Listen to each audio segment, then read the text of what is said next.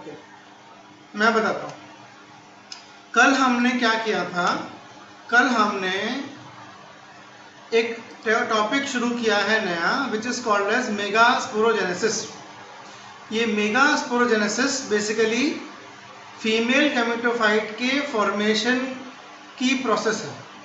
तो female gametophyte की जो फॉर्मेशन है, जिसको हम एम्ब्रियो सैक भी बोलते हैं, उसकी फॉर्मेशन का जो प्रोसेस है उसको बोलते हैं मेगास्पोरोजेनेसिस। सो हमने कल की क्लास में मेगास्पोरोजेनेसिस शुरू किया था। शुरू करने से पहले सबसे पहले हमको ये पता होना चाहिए कि ये मेगास्पोरोजेनेसिस होता कहाँ है। तो मेगास्पोरोजेनेसिस जो प्रोसेस है वो होता है एक पर्टिकुलर स्ट्रक्चर में, जिसको हम क्या बोलते हैं, ओव्यूल। ओके, तो जिन्होंने कल क्लास नहीं किया था उनके लिए भी एक रिवीजन है, क्योंकि ये बहुत इंपॉर्टेंट टॉपिक है।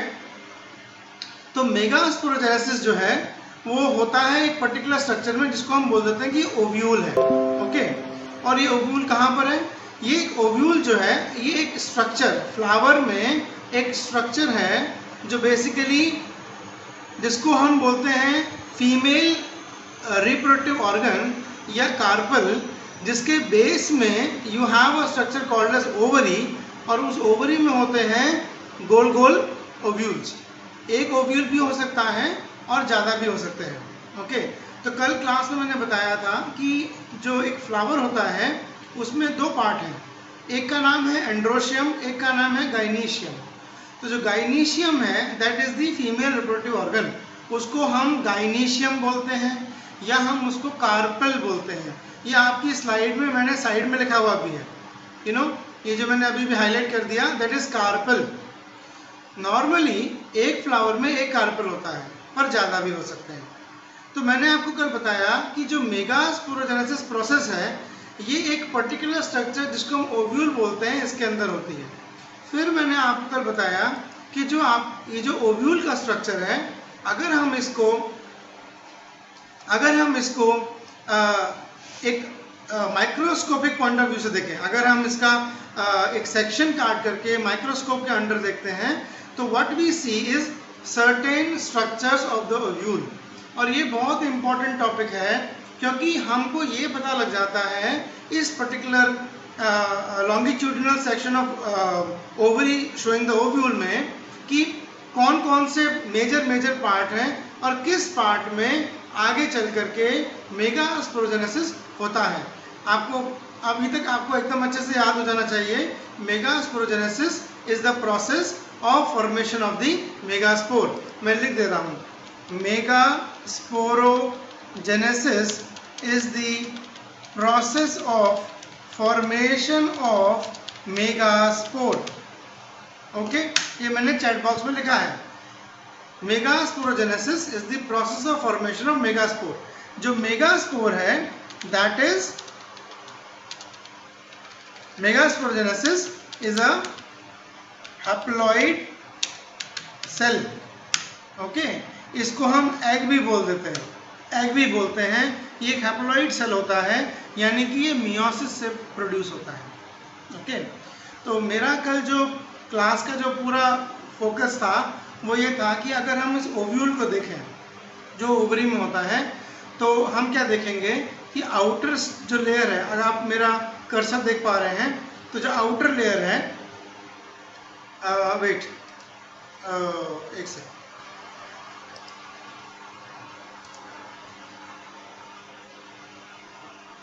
ओके, तो जो आउटर लेयर है, जो मेरा ये लाल पॉइंटर आपको दिख रहा है उसको फॉलो करिए।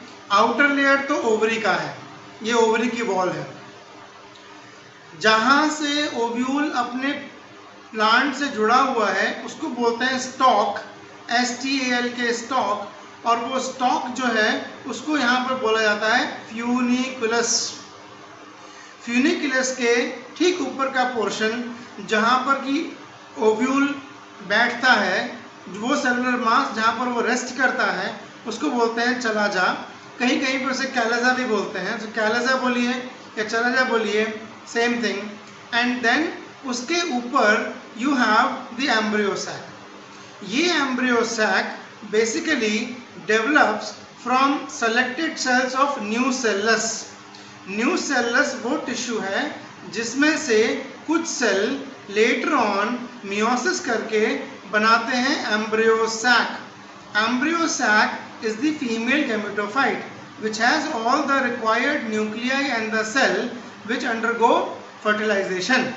ओके, इंटेग्यूमेंट जो है वो केवल अंडा, जो ओव्यूल है जिसको हम हिंदी में अंडा भी बोलते हैं, अंडे का आउटर लेयर है। ये अंडे का आउटर लेयर है, इसको बोला इंटेग्यूमेंट।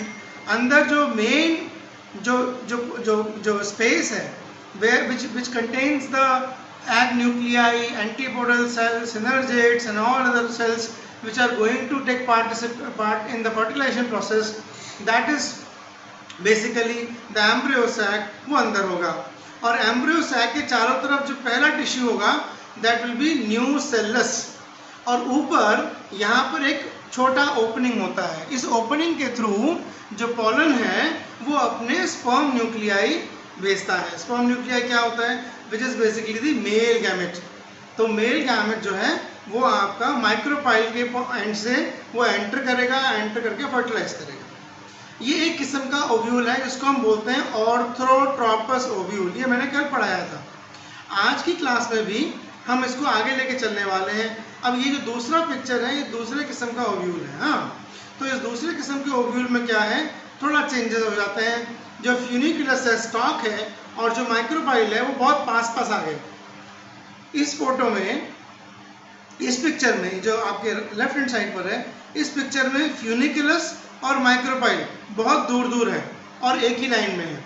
इस पिक्चर में फ्यूनिकुलस और माइक्रोपाइल दोनों आसपास आ गए क्योंकि वो घूम गया है, हॉकी की स्टिक की तरह से घूम के वो ऐसा हो गया है, मुड़ गया है। तो मुड़ने की वजह से माइक्रोपाइल बिल्कुल बाजू में आ गया फ्यूनिकुलस के, और जो कैलेजा है यानी कि जो चलेजा है that is on the other and.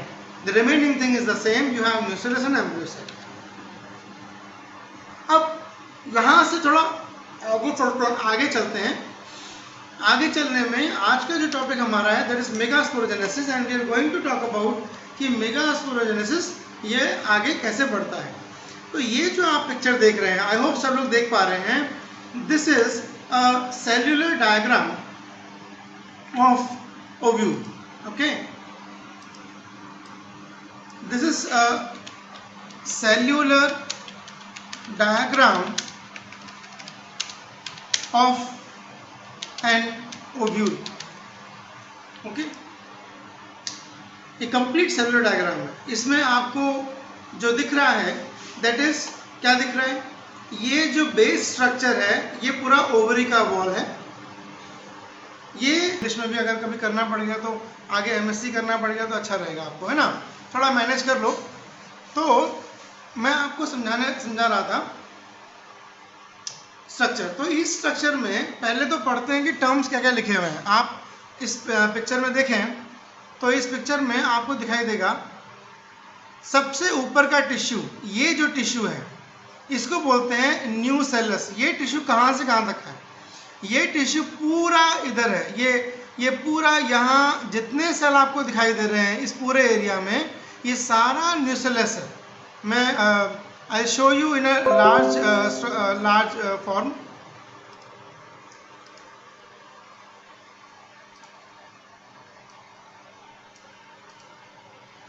ये पूरा पोर्शन न्यूसेलस है। ये पूरा जहाँ जहाँ मेरा पॉइंटर जा रहा है ये पूरा पोर्शन जो है इसको बोलते हैं न्यूसेलस।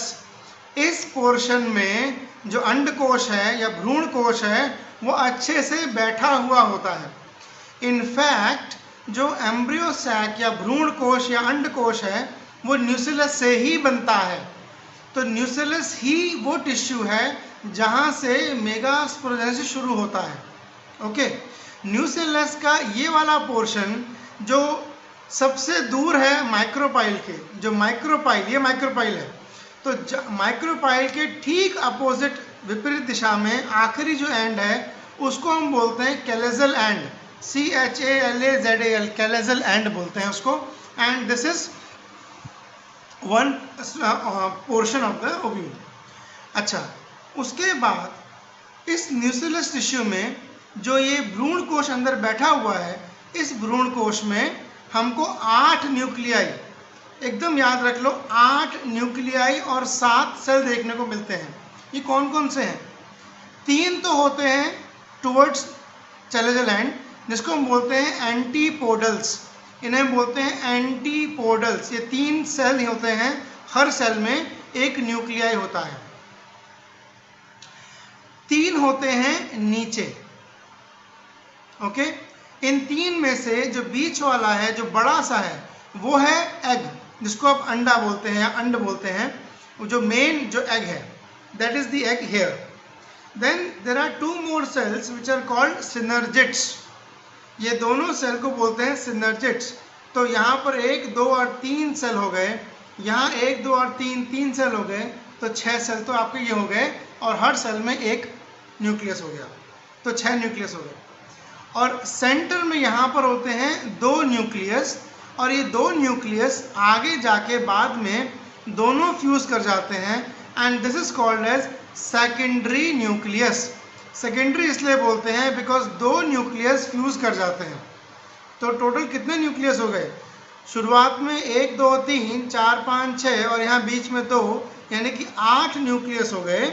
और ये 8 में से 2 न्यूक्लियस फ्यूज कर गए, यानी कितना बचा? 7 बचा। 3 ऊपर, 3 नीचे और एक सेंटर में 7। तो टोटल ये 8 न्यूक्लियाई ओरिजिनली, और बाद में 7 न्यूक्लियस टोटल, और 7 ही सेल ये बचते हैं। ओके, ये जो आप देख रहे हैं थोड़ा सा उठा हुआ portion, this is basically the integument. आप देखिए ध्यान से, यहाँ पर ये जो सेल्स हैं, ये सेल चल रहे हैं एक लाइन की फॉर्म में, और यहाँ जाकर के न्यूक्लियस में मर्ज हो जाते हैं। सिमिलरली यहाँ से भी ये लाइन निकल रही है सेल्स की, जो आगे जाकर के फ्यूज हो जाती है न्यूक्लियस में। ये जो 2 लेयर बाहर निकली हुई हैं, दे आर कॉल्ड इंटेगुमेंट्स। ये अंदर की तरफ है तो इनर इंटेगुमेंट, और इसी तरह की जो दूसरी लेयर है, ये वाली जहाँ मेरा पॉइंटर घूम रहा है, उसको हम बोलते हैं आउटर इंटेगुमेंट। ये बाहरी इंटेगुमेंट है, जिसको हम बोलते हैं आउटर इंटेगुमेंट। एक इस तरफ को है जो आगे जाकर के न्यूक्लियस से मर्ज हो रहा है, और एक इधर बाहर से, ये वाला। और ये जो ओपनिंग है जहाँ से पोलन ट्यूब एंटर करता है, this is called as micropyle. इसको हम बोलते हैं माइक्रोपाइल। तो ये एक सेलुलर डायग्राम है जो आप सबको ड्रॉ करना है। ड्रॉ करके इसको अच्छे से लेबल करना है। लेबल करने के टाइम पर आप इंग्लिश में भी लिखोगे, और इनका जो गुजराती टर्म है वो भी लिखोगे। मुझे ऐसा लगता है कि आपको इनका गुजराती टर्म पता होगा। अगर नहीं पता है तो कोई बात नहीं, मैं आपको बता दूंगा सबके, मैं ढूंढ के निकाल के आपको गुजराती टर्म बता दूंगा उसके। लेकिन आज का आपका असाइनमेंट है कि आप ये ड्रॉ करोगे डायग्राम, और ड्रॉ करके प्रॉपर लेबल करोगे। लेबल करने में आप गुजराती में भी लिखोगे और इंग्लिश में भी लिखोगे। ये आपका असाइनमेंट है आज का। फिलहाल के लिए हम आगे चलते हैं। अगला जो हमारा प्रेजेंटेशन है, अगला जो स्लाइड है, this is now we are going into, ये आ रहा है आप लोगों को? ठीक है। अब बेटा सुनो, अब हम चल रहे हैं ये अंडकोश बनता कैसे है। ओके, ये बनता कैसे है उस पर जा रहे हैं। ठीक है, तो now we are going back कि न्यूक्लियस, मैंने बताया आपको न्यूक्लियस का जो टिश्यू है, उस टिश्यू में एम्ब्रियो सैक प्रॉपरली बैठ जाता है, और वो असल में न्यूक्लियस के सेल से ही बनता है। So now we are going to talk about nucleus कैसा होता है, और न्यूक्लियस के वो सेल जो डिवीजन शुरू करते हैं वो कैसे होते हैं, और बाद में उनमें डिवीजन होता है। तो ये एम्ब्रियो सैक कैसे बनता है। Now we are going to study that how is embryo sac is formed.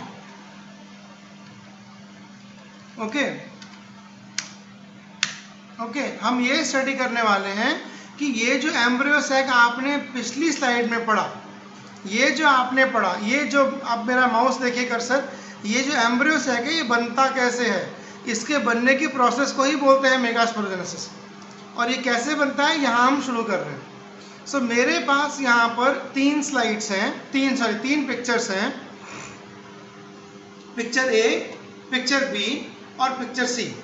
यहाँ से मैं कल भी शुरू करूँगा और अभी मैं दोबारा शुरू कर रहा हूँ, बट अभी आप बड़े आराम समझो मुझे क्या दिख रहा है।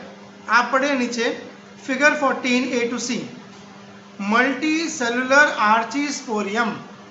What is archesporium? जो आपके सामने एक नया शब्द आया आर्चीस्पोरियम, या आर्चीस्पोरियम क्या होता है? चैट बॉक्स में लिखा हुआ है आर्चीस्पोरियम। ये वो स्पेशल सेल या सेल्स होते हैं जो मेगास्पोर मदर सेल बनने के लिए अपने आप को रेडी करके डिवीजन करना शुरू करते हैं।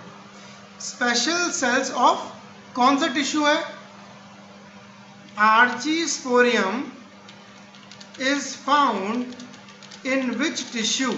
हाँ जी, सवाल है आर्चीस्पोरियम किस टिश्यू में पाया जाता है? मुझे कौन बताएगा? मैंने कई बार बताया है आपको अभी। अब मुझे बताओ कि आर्चीस्पोरियम किस टिश्यू में पाया जाएगा? मैं आपको ऑप्शन देता हूं, इंटेगुमेंट,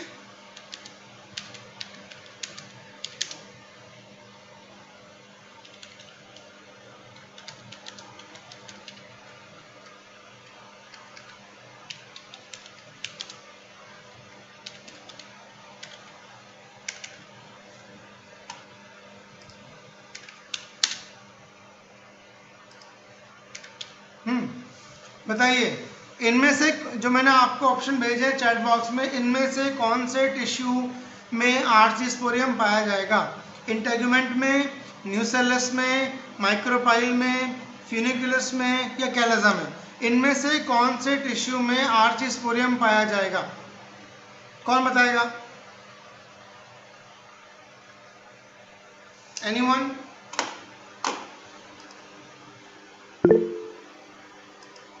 नहीं दिया। इंटेगुमेंट नहीं,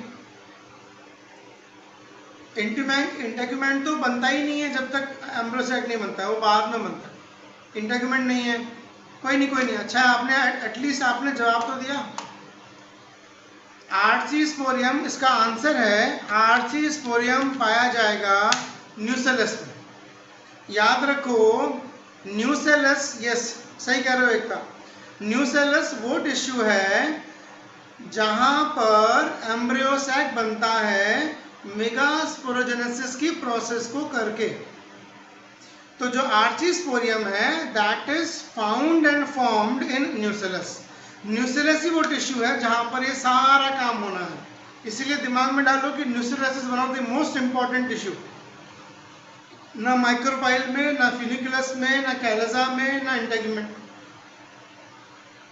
केवल न्यूसेलस के ही कुछ सेल होंगे जिन सेल में आर्चीस्पोरियम, कुछ cells will behave as archisporium and they will start dividing. Once they start dividing, they will form what is called as megaspore mother cell. Okay? चल, तो now अब मेरी स्लाइड देखिए। ए स्लाइड में जो पिक्चर नंबर ए है, मैं एक बार स्क्रीन बड़ा कर दूं।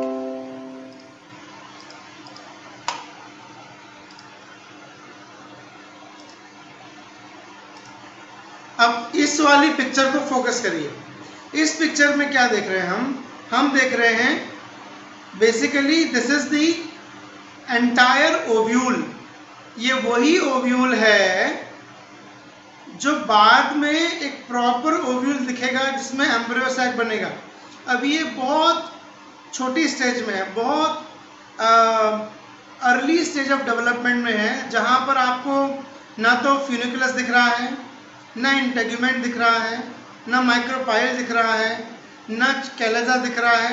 आपको केवल और केवल एक ही चीज दिख रही है and that is nucellus. Okay, ये वही ओव्यूल है जो आगे चल करके पूरा ओव्यूल बनेगा, लेकिन अभी ये इतना यंग है, इतना अर्ली स्टेज में है, इतना यंग है, इतना छोटा है दैट केवल आप न्यूसेलस देख सकते हो। एपिडर्मिस दिखती है, लेकिन यही एपिडर्मिस आगे चल करके इंटेगुमेंट बनाएगी, माइक्रोपाइल बनाएगी और बाकी सब बनेगा। लेकिन अभी आपको केवल न्यूसेलस दिखाई देगा और इस न्यूसेलस में कुछ सेल होंगे जो सेंटर में होंगे, जो कि अपने आप को आर्चीस्पोरियम की तरह से डिफरेंशिएट कर लेंगे. They will show that they are ready to divide. They will start dividing because they are going to form what is called as female gametophyte. क्योंकि वो आगे चल करके फीमेल गैमेटोफाइट की तरह से बिहेव करने वाले हैं, वो एम्ब्रियो सैक बनने वाले हैं, इसीलिए वो सेल्स को हम बोलते हैं आर्चीस्पोरियम. जो ये वर्ड है ना आर्चीस्पोरियम, ये जो वर्ड है आर्चीस्पोरियम, इसको अगर हम तोड़ दें इनटू 2 वर्ड्स तो आर्चीस्पोरियम जो है ये बना हुआ है 2 शब्द से. एक तो आर्क और दूसरा स्पोर. मेरे चैट बॉक्स में देखो, आर्चीस्पोरियम बना हुआ 2 शब्दों से, आर्क एंड स्पोर. आर्क का मतलब होता है पुराना, प्रिमिटिव, जूना. गुजराती में बोलते हैं ना जूना, तो जूना है ये. प्रिमिटिव है, पुराना है, यानी कि प्रथम है. प्रिमिटिव अथवा प्रथम, सबसे पहला. आर्ची और स्पोर मतलब स्पोर, ये बनने वाला है एग, और यहाँ पर स्पोर का मतलब है बेसिकली द एग और द हैप्लॉइड सेल. तो यहाँ पर स्पोर का मतलब है अंडा या हैप्लॉइड सेल, और ये प्रथम है, सबसे पहले बनता है आर्चीस्पोरियम. इसको एकदम दिमाग में रख लो. Megasporogenesis starts from special cells known as archesporium, जिन्हें हम क्या बोलते हैं, आर्चीस्पोरियम बोलते हैं. ओके, ये मल्टी सेलुलर हो सकता है, ये सिंगल सेल हो सकता है, ये 4 सेल का हो सकता है, ये 8 सेल का हो सकता है, या ये 5 या 8 सेल का भी हो सकता है, 4 का भी होता है, डिपेंडिंग अपॉन डिफरेंट स्पीसीज ये होता है. बट जो पहला सेल न्यूसेलस का जिसमें एक्टिव डिवीजन होना शुरू होगा, that is called as archesporium. Okay, archesporium is the specialized cell ready for developing into female gametophyte. Okay, मैंने लिखा है चैट बॉक्स में, archesporium is the specialized cell ready for developing into female gametophyte. Archesporium वो विशेष किस्म का एक कोशिका है जो कि फीमेल गैमेटोफाइट बनने के लिए अपने आप को तैयार करती है. ओके, अब हम कल की क्लास में यहाँ से आगे चलेंगे. आपकी अगली क्लास मेरे ख्याल से संदीप सर या राजेश की क्लास है. अब यहाँ से आगे चलेंगे, लेकिन आप सब लोग का आज एक होमवर्क है. क्या होमवर्क है? यू आर गोइंग टू, आप आज लोग एक प्लेन पेपर पे डायग्राम बनाएंगे, ये वाला डायग्राम जो आपको दिख रहा है, और इस डायग्राम को बना करके इसकी लेबलिंग करेंगे, गुजराती में भी और इंग्लिश में भी. गुजराती का वर्ड समझ में नहीं आए तो कोई छोड़ देना, I will tell you tomorrow. Okay, मैं आपको गुजराती का वर्ड दे दूंगा इसके, लेकिन आपको आज डायग्राम ड्रॉ करना है, एक क्लीन पेज पर ड्रॉ करना, बिकॉज आपकी जो प्रैक्टिकल फाइल बनेगी उसमें हम वो कागज चिपका देंगे. आपको प्रैक्टिकल में चिपकाना है डायग्राम. ओके, तो आज के लिए काम ये है कि केवल ये, और कोई डायग्राम मत बनाइएगा, केवल ये डायग्राम, जो डायग्राम आपको दिख रहा है ये वाला. ओके, मैं आपको अभी ये पूरा